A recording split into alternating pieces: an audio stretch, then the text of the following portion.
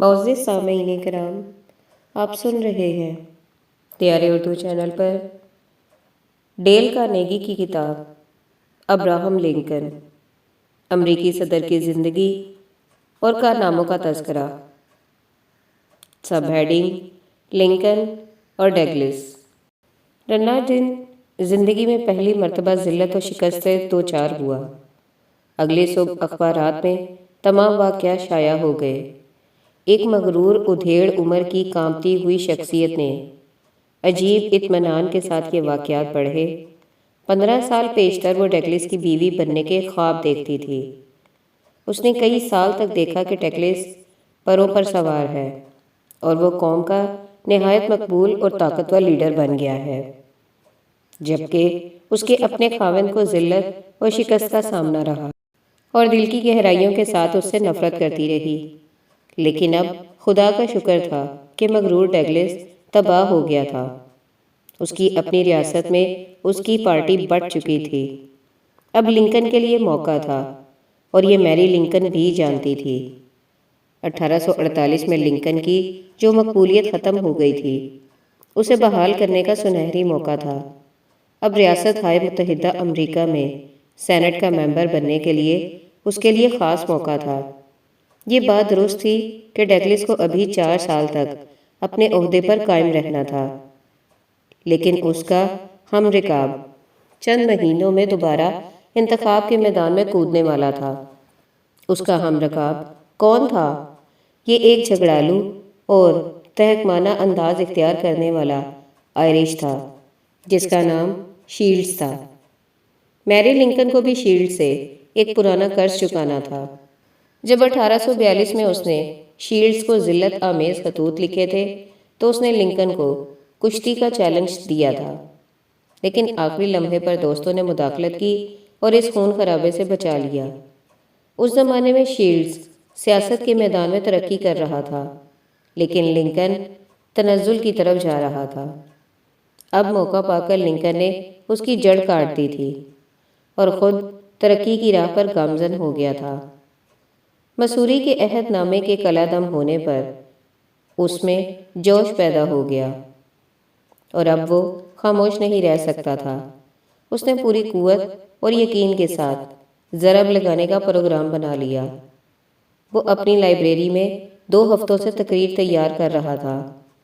وہ تاریخ کا مطالعہ کرتا، حقائق پر مہارت حاصل کرتا، جو مباحثہ ایوان میں ہوا تھا اس کے دلائل کو سمجھتا اور نوٹ کرتا تھا۔ 3 اکتوبر کو سپرنگ فیلڈ میں قومی میلہ منعقد ہوا۔ ہزاروں کسان اپنے نمائشی گھوڑے، سور اور دوسرے جانور لیے ہوئے میلے میں پہنچے۔ عورتیں اپنی مصنوعات لے کر نمائش میں رکھنے کے لیے آئیں، لیکن ان کی توجہ ان چیزوں کے علاوہ کسی اور طرف تھی۔ کئی ہفتوں سے یہ پروپیگنڈا ہو رہا تھا کہ ڈگلس میلے کے افتتاح کے موقع پر خطاب کرے گا۔ ریاست کے اطراف سے سیاسی لیڈر اس کی تقریر سننے کے لیے وہاں جمع تھے۔ اس دوپہر ڈگلس نے 3 گھنٹے سے بھی زیادہ دیر تک تقریر کی۔ اس نے اس میں اپنی پوزیشن واضح کی، ان اعتراضات کا جواب دیا جو اس پر کیے جاتے تھے اور اپنے مخالفین پر حملے کیے۔ اس نے بڑے جوش کے ساتھ غلامی کو قانونی حیثیت دینے سے انکار کیا اور کہا کہ علاقے کے لوگ جو بھی غلامی کے متعلق رویہ اختیار کرنا چاہے کر سکتے ہیں۔ پھر اس نے پکار کر کہا کہ اگر کینساس اور نبراسکا کے لوگ اپنے اوپر حکومت کر سکتے ہیں تو وہ چند بدحال حبشیوں پر بھی حکومت کر سکتے ہیں۔ لنکن سٹیج کے پاس بیٹھا تھا، ہر لفظ غور سے سن رہا تھا اور ہر دلیل کا وزن کر رہا تھا۔ جب ڈگلس نے تقریر ختم کی تو لنکن نے کھڑے ہو کر اعلان کیا، میں کل اس تقریر کا جواب دوں گا اور ڈگلس کی اچھی طرح سے خبر لوں گا۔ اگلی صبح تمام قصبے اور میلے میں اشتہارات بانٹے گئے جن میں یہ اعلان کیا گیا کہ لنکن ڈگلس کی تقریر کا جواب دے گا۔ عوام کی دلچسپی انتہا کو پہنچی ہوئی تھی۔ اسی وقت ڈگلس بھی آ پہنچا۔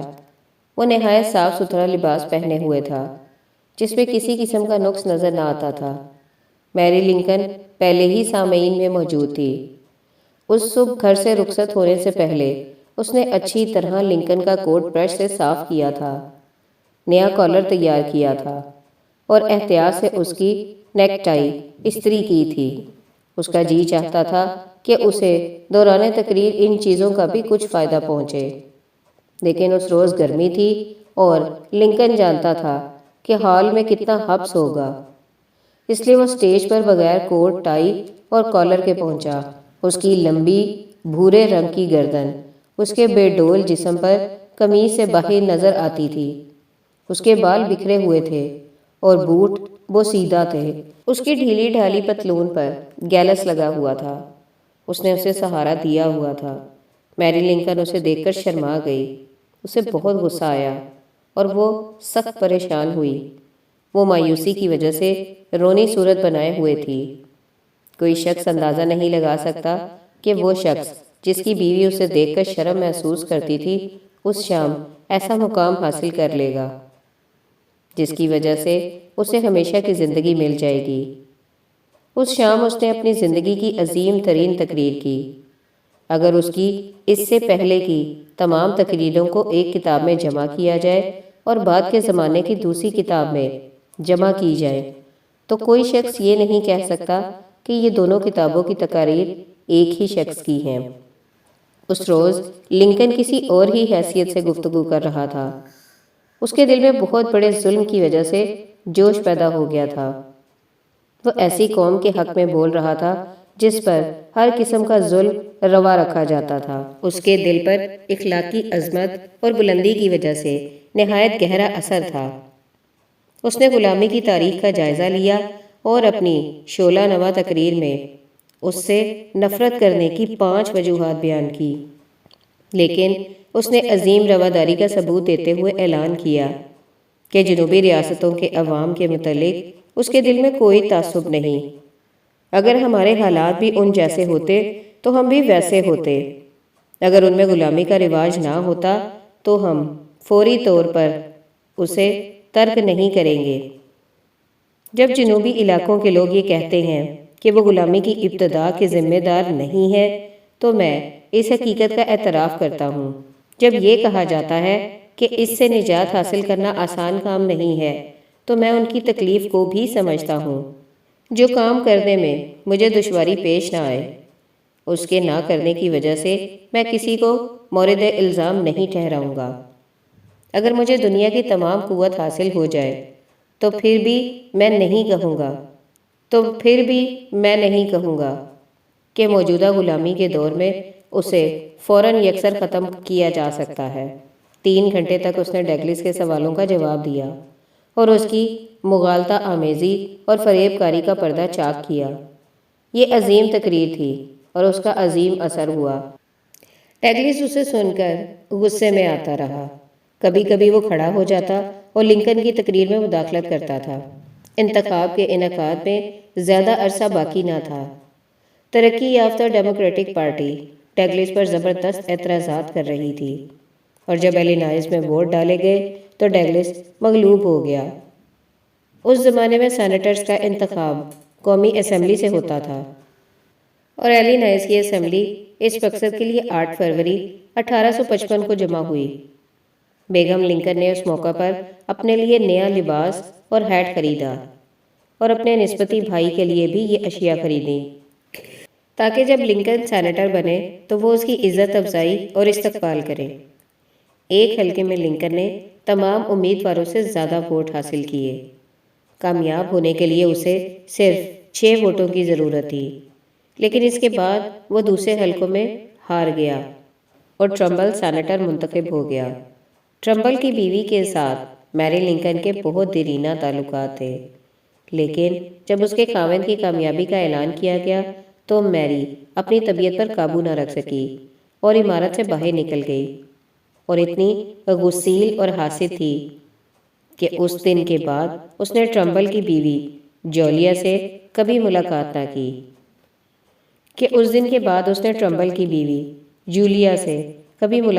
کی۔ لنکن بوجھل طبیعت کے ساتھ اپنے پرانے تاریخ دفتر میں آ گیا جس کی دیواروں پر روشنائی کی لکیریں تھیں، اور جہاں کتابوں کی الماری پر مٹی میں بیج پھوٹ آئے تھے۔ ایک ہفتے کے بعد اس نے اپنی گاڑی کو پھر دھکا لگایا اور پریری کے میدانوں میں گھومنے لگا۔ وہ گھر گھر پھرتا تھا، سیاست و غلامی کی باتیں کرتا تھا۔ اس کی طبیعت اپنے پیشے کی طرف نہ آتی تھی۔ اب افسوس اور افسردگی کا غلبہ تھوڑے تھوڑے وقفے پر ہوتا تھا اور زیادہ دیر رہتا تھا۔ ایک رات وہ ایک دیہاتی سرائے میں ایک اور وکیل کے ساتھ قیام کیے ہوئے تھا۔ اس کا ساتھی صبح کے وقت اٹھا اور لنکن کو چارپائی کے کنارے بیٹھا ہوا پایا۔ وہ پریشان حال تھا اور کچھ بڑبڑا رہا تھا۔ بالآخر جب وہ بولا تو اس کے الفاظ یہ تھے: میں تمہیں واضح طور پر بتاتا ہوں کہ یہ ملک زیادہ دیر تک ایسی حالت میں قائم نہیں رہ سکتا کہ آدھا حصہ تو آزاد ہو اور باقی نصف حصے میں غلامی رائج ہو۔ اس کے تھوڑے عرصے بعد ایک حبشی عورت سپرنگ فیلڈ میں اپنی قابل رحم کہانی سنانے اور امداد طلب کرنے کے لیے لنکن کے پاس آئی۔ اس کے بیٹے کو کسی جرم میں جیل بھیج دیا گیا تھا۔ وہ آزاد پیدا ہوا تھا اور اب اسے جیل کے اخراجات ادا نہ کرنے کی وجہ سے غلام کی حیثیت سے بیچا جا رہا تھا۔ لنکن ایلینائس کے گورنر کے پاس گیا اور اسے یہ واقعہ بتایا، لیکن اس نے جواب میں کہا کہ مداخلت کا نہ مجھے اختیار ہے اور نہ حق پہنچتا ہے۔ اسی موضوع پر لوئیسیانا کے گورنر نے ایک خط میں لنکن کو لکھا کہ وہ اس معاملے میں کچھ نہیں کر سکتا، لیکن جب لنکن دوسری دفعہ ایلینائس کے گورنر کے پاس گیا اور اسے اس معاملے میں مداخلت کی ترغیب دی تو اس دفعہ بھی اس نے نفی میں سر ہلا دیا۔ اس پر لنکن اپنی کرسی سے اٹھ کھڑا ہوا اور غیر معمولی جوش کے ساتھ گورنر کو مخاطب کر کے کہا: خدا کی قسم، اس غریب لڑکے کو چھڑانے کے لیے تمہارے پاس قانونی اختیارات ہوں یا نہ ہوں، لیکن میں نے پختہ ارادہ کر لیا ہے کہ اس ملک کی سرزمین غلاموں کے مالکوں کے لیے اس قدر گرم کر دوں گا کہ وہ اس پر قدم نہیں رکھ سکیں گے۔ اگلے سال لنکن کی عمر 46 سال کی ہو گئی۔ اس نے اپنے دوست وائٹنی کو اعتماد میں لیتے ہوئے بتایا کہ اسے چشمے کی ضرورت پڑ گئی ہے، اور اس نے ایک چشمہ 37.5 سینٹ میں خرید لیا۔ سب ہیڈنگ: امریکہ کا درخشندہ ستارہ۔ اب ہم 1858 کے موسم گرما میں آ پہنچے ہیں اور ابراہم لنکن کو اپنی زندگی کے پہلے سے بڑے مارکے میں سرگرم پاتے ہیں۔ اب ہم 1858 کے موسم گرما میں آ پہنچے ہیں اور ابراہم لنکن کو اپنی زندگی کے پہلے سے بڑے مارکے میں سرگرم پاتے ہیں۔ اب ہم دیکھیں گے کہ وہ کس طرح صوبائی حدود سے نکل کر سیاسی جنگ میں ریاست ہائے متحدہ امریکہ کی تاریخ کا درخشندہ ستارہ بنتا ہے۔ اب اس کی عمر 49 برس ہے اور اس وقت جدوجہد کے میدان میں اس نے کیا حاصل کیا تھا؟ کاروبار میں وہ ناکام رہا، شادی شدہ زندگی تاریک رہی، وکالت کے پیشے میں وہ خاصا کامیاب تھا اور اس کی آمدنی ایک سال میں $3000 تک تھی۔ لیکن سیاست میں، جس میں کامیابی اس کی دلی خواہش تھی، وہ نا امیدی اور یاس کا شکار رہا۔ اس نے خود اقرار کیا کہ ترقی کی دوڑ میں اسے ناکامی اور مکمل ناکامی کا منہ دیکھنا پڑا۔ اس زمانے کے بعد واقعات و حالات عجیب سرعت کے ساتھ تبدیل ہوئے۔ اس کی زندگی صرف 7 سال باقی تھی، لیکن اس قلیل عرصے میں اس نے اس قدر شہرت اور عظمت حاصل کر لی جو رہتی دنیا تک قائم رہے گی۔ سیاسی میدان میں اس کا مقابلہ اے ڈگلس سے تھا، جس کے متعلق یہ بتایا جاتا ہے کہ قوم اس کی پرستش کرتی تھی، بلکہ وہ بین الاقوامی شہرت کا مالک تھا۔ گزشتہ 4 برسوں میں جب سے مسوری کا عہد نامہ کالعدم ہوا تھا، اس نے حیرت انگیز ترقی کر لی تھی۔ اس نے ڈرامائی انداز میں سیاست کے میدان میں کارنامے سر انجام دیے تھے۔ واقعات نے یوں پلٹا کھایا کہ کنساس کی ریاست نے غلامی کی ایک طرفدار ریاست کی حیثیت سے یونین میں شامل ہونے کی درخواست کی۔ اسے اس حیثیت سے اجازت دی جا سکتی تھی، لیکن ڈگلس نے کہا نہیں، ایسا نہیں ہو سکتا، کیونکہ جس اسمبلی نے قانون بنایا تھا اس کے ممبر تو دھاندلی اور بندوق کی گولی کی مدد سے کامیاب ہوئے تھے۔ کینساس کی نصف آبادی کا ووٹ نہیں بنا تھا، جس کے نتیجے میں وہ اپنی رائے کا اظہار نہیں کر سکے تھے۔ اس کے علاوہ 5,000 غلامی کے حامی مغربی مسوری میں آباد تھے، جنہیں ووٹ ڈالنے کا حق نہیں دیا گیا تھا۔ وہ ریاست کے اسلحہ خانے میں جا پہنچے اور اپنے آپ کو مسلح کر لیا، جھنڈے ہاتھوں میں اٹھا لیے، بینڈ بجاتے ہوئے کینساس میں داخل ہو گئے اور غلامی کے حق میں ووٹ دیا۔ سب انتخاب ہی بے حقیقت ہو کر رہ گیا تھا، اور یہ انصاف کی مسخ شدہ صورت تھی۔ جو غلامی کے حامی نہ تھے، انہوں نے کیا کیا؟ وہ بھی اقدام کے لیے تیار ہو گئے۔ انہوں نے بھی اپنی بندوقیں صاف کیں، رائفلوں کو تیل دیا اور چاند ماری کی مشق شروع کر دی تاکہ ان کا نشانہ بہتر ہو سکے۔ وہ مارچ کرتے، ڈرل کرتے اور شرابیں پیتے تھے۔ انہوں نے خندقیں کھود لیں، جال بچھا دیے اور ہوٹلوں کو قلعوں میں تبدیل کر لیا۔ وہ ووٹ کے ذریعے انصاف حاصل نہ کر سکے تھے، اس لیے اب وہ میدان جنگ میں انصاف حاصل کرنے پر تلے ہوئے تھے۔ شمالی علاقے کے تقریباً ہر قریے اور گاؤں میں پیشہ ور مقررین نے چندہ جمع کرنا شروع کر دیا تھا تاکہ کینساس کے لیے اسلحہ خریدا جا سکے۔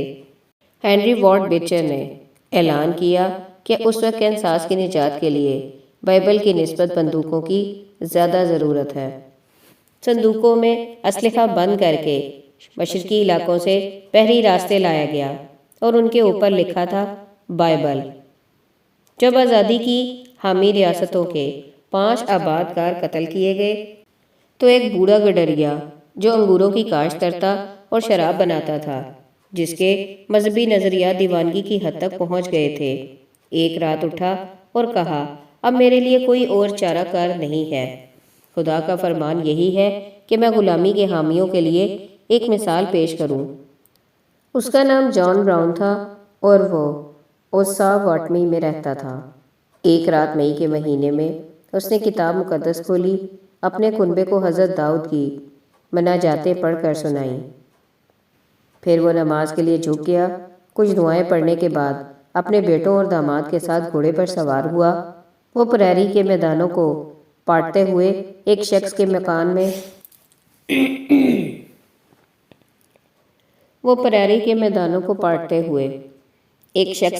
میں جا پہنچے جو غلامی کا حامی تھا۔ اس شخص اور اس کے 2 بیٹوں کو ان کے بستروں سے گھسیٹ کر باہر نکالا اور کلہاڑیوں کے ساتھ ان کے سر کھول دیے۔ صبح ہونے سے پہلے بارش ہو گئی، اس لیے ان کے مغز کا کچھ حصہ پانی کے ساتھ بہہ گیا۔ اس واقعے کے بعد فریقین نے ایک دوسرے پر وار کرنا شروع کر دیے۔ خنجر زنی اور قتل کی اتنی وارداتیں ہوئیں کہ تاریخ کے اس دور کو کینساس میں خون خرابہ کا دور کہا جاتا ہے۔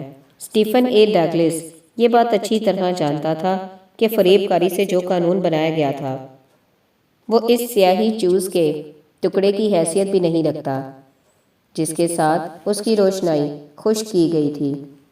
اس لیے ڈگلس نے یہ مطالبہ کیا کہ کینساس کے عوام کو بذریعہ استصواب یہ فیصلہ کرنے کی اجازت ملنی چاہیے کہ وہ غلامی کے حامی رہ کر یونین میں شریک ہونا چاہتے ہیں یا غلاموں کی آزادی کے حق میں ہیں۔ یہ مطالبہ بالکل درست اور مبنی برحق تھا، لیکن امریکہ کے پریزیڈنٹ جیمز بچنن کو ایسا طریقہ کار گوارا نہ تھا۔ اس پر بچنن اور ڈگلس میں جھگڑا ہو گیا۔ پریزیڈنٹ نے ڈگلس کو دھمکی دی کہ وہ اسے سیاسی اکھاڑے میں دھکیل دے گا، اور ڈگلس نے بھی اس کا ترکی بترکی جواب دیتے ہوئے کہا، خدا کی قسم، میں نے تمہیں اٹھایا تھا اور میں ہی تمہیں گراؤں گا۔ جب ڈگلس نے یہ بات کہی تو اس نے صرف دھمکی ہی نہیں دی بلکہ تاریخ کا رخ موڑ دیا۔ اس وقت اسے غلامی کو پوری قوت حاصل تھی اور اس کے بعد ڈرامائی انداز میں اس کا زوال شروع ہو گیا۔ جو مقابلہ شروع ہوا وہ صرف ایک انجام کی ابتدا تھی۔ اس کی اپنی پارٹی 2 واضح حصوں میں بٹ گئی، جس کی وجہ سے 1860 میں ڈیموکریٹک پارٹی مٹ گئی اور لنکن کے لیے انتخاب نہ صرف ممکن بلکہ اٹل ہو گیا۔ جیسا کہ شمالی ریاستوں کے لوگ خیال کرتے تھے، ڈگلس نے اصول اور بے غرض جدوجہد کی خاطر اپنے سیاسی مستقبل کو خطرے میں ڈال دیا تھا۔ ایلینائز کے عوام اس وجہ سے اس کے گرویدہ تھے۔ اب وہ اپنی ریاست میں واپس آ گیا تھا۔ لوگ اس کی بے حد تعریف کرتے تھے۔ قوم کے نزدیک وہ بالکل قابل پرستش سمجھا جاتا تھا۔ شکاگو کے وہی عوام جو اس کے خلاف نعرے لگاتے اور اس پر آوازیں کستے تھے، اس کی آمد پر ٹیڑے جھنڈے لہراتے تھے اور نفرت کے اظہار کے لیے گرجوں میں گھنٹیاں بجاتے تھے۔ اب انہوں نے استقبالیہ کمیٹیاں ترتیب دے لی تھیں۔ اس کی آمد پر 150 توپیں داغی گئیں۔ سینکڑوں اس کے ساتھ مصافحہ کرنے کے لیے آپس میں الجھ پڑے اور ہزاروں عورتوں نے اس کے قدموں میں پھول نشاور کیے۔ عورتوں نے اس کے نام پر نوزائیدہ بچوں کے نام رکھے اور اس میں کوئی مبالغہ دکھائی نہیں دیتا کہ اس کے کچھ کٹر ہواری اس کی خاطر تختہ دار پر چڑھنے کے لیے بھی تیار تھے۔ 40 سال بعد بھی لوگ فخر سے ڈگلس ڈیموکریٹکس کہتے تھے۔ چند ماہ بعد ڈگلس فاتحانہ انداز میں شکاگو میں وارد ہوا۔ ایلینائز کے لوگوں کو ایک سینیٹر کا انتخاب کرنا تھا۔ قدرتی طور پر ڈیموکریٹس نے ڈگلس کو امیدوار نامزد کیا۔ 40 سال بعد بھی لوگ فخر سے ڈگلس ڈیموکریٹس کہتے تھے۔ چند ماہ بعد ڈگلس فاتحانہ انداز میں شکاگو میں وارد ہوا۔ ایلینائز کے لوگوں کو ایک سینیٹر کا انتخاب کرنا تھا۔ قدرتی طور پر ڈیموکریٹس نے ڈگلس کو امیدوار نامزد کیا اور ریپبلکنز نے اس کے مقابلے پر ایک گمنام شخص یعنی لنکن کو کھڑا کیا۔ انتخابی مہم کے دوران لنکن اور ڈگلس کا کئی جگہ مباحثہ ہوا۔ ان کے جھگڑے کی جڑ ایسا مسئلہ تھا جس کے متعلق ان میں بڑا جوش پایا جاتا تھا۔ ان کی تقاریر سننے کے لیے اتنا بڑا مجمع جمع ہوتا تھا کہ تاریخ اس کی نظیر پیش نہیں کر سکتی تھی۔ کسی ہال میں اتنے سامعین نہیں سما سکتے تھے، اس لیے جلسے شام کو درختوں کے نیچے میدانوں میں ہوتے تھے۔ رپورٹر اور اخبار نویس ان کے تعاقب میں رہتے تھے اور ہیجان خیز خبریں اور رپورٹیں شائع کرتے تھے۔ اب تمام قوم کی حیثیت سامعین کی تھی۔ 2 سال بعد لنکن وائٹ ہاؤس میں پہنچ گیا۔ ان مباحثوں نے اس کے لیے راستہ ہموار کر دیا تھا اور اس کی شہرت کا موجب بن گئے تھے۔ مقابلے سے کئی ماہ پہلے لنکن خیالات، نظریات اور لفاظی کی تیاری کرتا رہتا تھا اور کاغذ کے ٹکڑوں، اخباروں کے حاشیوں اور کاغذی لفافوں پر لکھ لکھ کر مشق کرتا تھا اور انہیں اپنے اونچے ہیٹ میں رکھ کر لیے پھرتا تھا اور بالآخر انہیں باقاعدہ کاغذ پر درج کر لیتا تھا۔ ہر جملے کو بلند آواز سے پڑھتا، دہراتا، دوبارہ غور کرتا اور ان میں مناسب ترامیم کرتا رہتا تھا۔ جب تقریر کا مسودہ مکمل ہو جاتا تو چند قریبی دوستوں کو دعوت دیتا اور اسٹیٹ ہاؤس لائبریری میں ان کے سامنے تقریر کرتا تھا۔ ہر پیراگراف کے بعد اپنے دوستوں کی رائے لیتا، ان سے تنقید اور تشریح طلب کرتا تھا۔ ان خطابات میں پیشن گوئیوں کا رنگ ہوتا تھا، جیسے جس گھر میں اتفاق نہ ہو وہ قائم نہیں رہ سکتا۔ میں یقین سے کہہ سکتا ہوں کہ اس طرح یہ گورنمنٹ جس میں نصف ممبر غلامی کے حق میں ہے اور نصف اس کے خلاف ہے، مستقل طور پر قائم نہیں رہ سکتی۔ مجھے اس بات کی توقع نہیں کہ یونین ختم ہو جائے گی، مجھے یہ بھی توقع نہیں کہ کانگریس کا خاتمہ ہو جائے گا، لیکن مجھے یہ امید ضرور ہے کہ اب یہ منقسم نہیں رہیں گی، یہ ایک ہی بات کے حق میں ہوں گی، یعنی غلامی کے حق میں یا اس کے خلاف۔ جب اس نے یہ الفاظ پڑھے تو اس کے دوست چوکنے ہو گئے اور بڑے حیران ہوئے کہ یہ کیسے بیہودہ الفاظ ہیں، یہ الفاظ سن کر ووٹر بھاگ جائیں گے۔ لنکن آہستگی سے اٹھا اور اس نے دوستوں کو بتایا کہ مضمون کے کس حصے پر اس نے زیادہ توجہ دی ہے، اور تقریر کے آخر پر اس نے یہ لکھا کہ جس گھر میں نفاق ہو وہ قائم نہیں رہ سکتا۔ یہ ایک ابدی حقیقت ہے جس میں کوئی تبدیلی ممکن نہیں، اس سے لوگ خطرات سے پوری طرح آگاہ ہوں گے۔ میں نہ اس میں ترمیم کرنے اور نہ اسے تبدیل کرنے کے لیے تیار ہوں۔ اگر اس تقریر کی وجہ سے میرا زوال مقدر ہے تو میں سچائی کا ساتھ دیتے ہوئے اسے بخوشی قبول کر لوں گا، اگر میں سچائی اور انصاف کی وکالت کرتے ہوئے مر جاؤں تو اپنے آپ کو خوش قسمت سمجھوں گا۔ کسانوں کے چھوٹے سے قصبے اوٹاوا میں 21 اگست کو پہلا مباحث ہوا۔ یہ شہر شکاگو سے 75 میل کے فاصلے پر ہے۔ ایک رات پہلے ہی لوگ آنا شروع ہو گئے۔ ہوٹل، پرائیویٹ مکانات اور استبل بھی کھچا کھچ بھرے ہوئے تھے، اور وادی میں 1 میل کے رقبے میں کیمپوں کی آگ کے شعلے دکھائی دیتے تھے۔ یوں معلوم ہوتا تھا گویا فوج پڑاؤ ڈالے ہوئے ہے اور حملے کی تیاری کر رہی ہے۔ جب دن چڑھا تو ٹریفک کا پھر سے تانا بانا بن گیا۔ تانتا بن گیا۔ بے شمار لوگ بگیوں پر، گھوڑا گاڑیوں پر اور پیدل چلے آ رہے تھے۔ اس روز شدید گرمی تھی۔ کئی ہفتوں سے موسم خشک تھا۔ گرد و غبار کے بگولے اٹھ کر فصلوں اور چراگاہوں کو اپنی لپیٹ میں لے رہے تھے۔ دوپہر کے وقت 17 کاروں کا ایک خاص قافلہ شکاگو سے آیا۔ یہ کاریں کھچا کھچ بھری ہوئی تھیں اور شوقین چھتوں پر بھی سوار تھے۔ تقریباً 40 میل کے فاصلے سے ٹولیاں اپنے ساتھ بینڈ، ڈھول اور سرنگیں لائی ہوئی تھیں۔ ایک گروپ مارچ کر رہا تھا۔ غیر سند یافتہ معالج مختلف قسم کے سانپوں کا مفت نظارہ کرا رہے تھے اور درد کو آرام پہنچانے والی ادویات بیچ رہے تھے۔ گداگر اپنے فن کا مظاہرہ کر رہے تھے۔ ہوٹلوں کے سامنے مداری اور نٹ اپنے کرتب دکھا رہے تھے۔